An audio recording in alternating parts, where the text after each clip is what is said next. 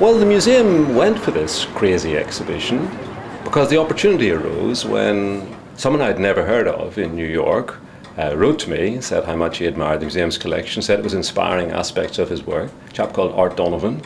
And he told me about this steampunk movement, and it sounded like the kind of thing we should explore. So we quite liked the idea that an aspect of our collections, the aesthetic aspect for the most part, was informing this current movement. Steampunk is a science fiction subgenre. It began in the 1980s, and it has since, in the past few years, been given an actual physical form by artists from around the world. Essentially, it's a celebration of the arts and sciences of the Victorian era turned into physical form. It's a very broad-based discipline. It involves everything from literature to science fact to science fiction, art, sculpture, digital photography. And of course, it's very popular in film. Steampunk is essentially based on all of the sciences of the Victorian era. In science fiction, there's a very strong element of what they call what if.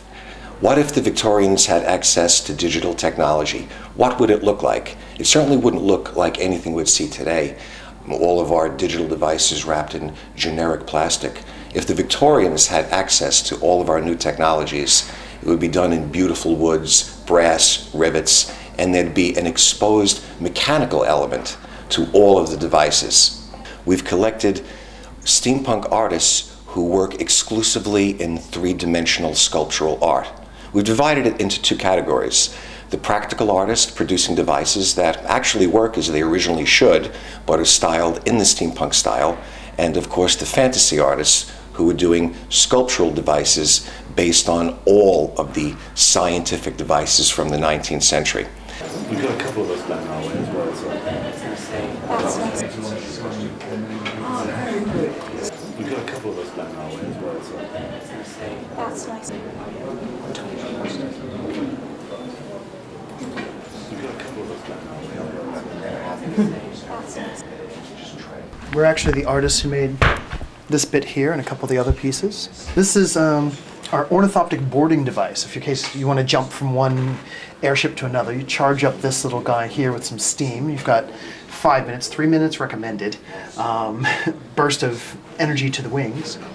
And hopefully you make it, because it's pretty much a one-way trip.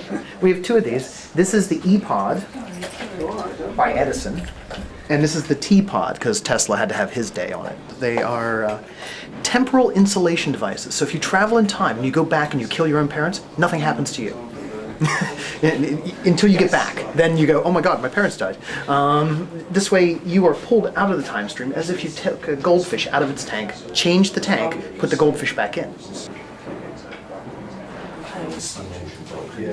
I'm James Richardson Brown. I'm a writer, author of novels about steampunk and also a maker of steampunk creations. The two items I have in the exhibition are a pair of Solar Obscura glasses and a working mobile telephone in the shape of a candlestick phone, Finder Seekler area.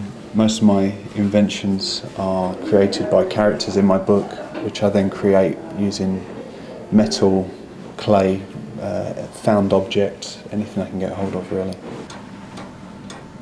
Since horology and horological design plays such an important part in the Museum of the History of Science, we're featuring 3 artists who specialize in handcrafted timepieces.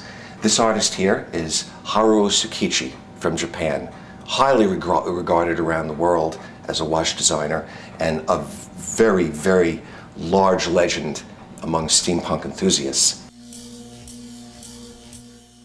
This is one of my own pieces entitled the Siddhartha Lantern. All kinds of different details made entirely from solid mahogany, solid brass, and of course, since I specialize in lighting, everything that I do has some sort of strange illumination to it or strange light bulbs. It's an evocative device. My inspiration for this is basically Jules Verne's and H.G. Wells. Almost looking like a time travel sort of device. It gets really bright, but I like to dim them down a lot because I don't like to drive the mystery out of a room with a lot of bright light.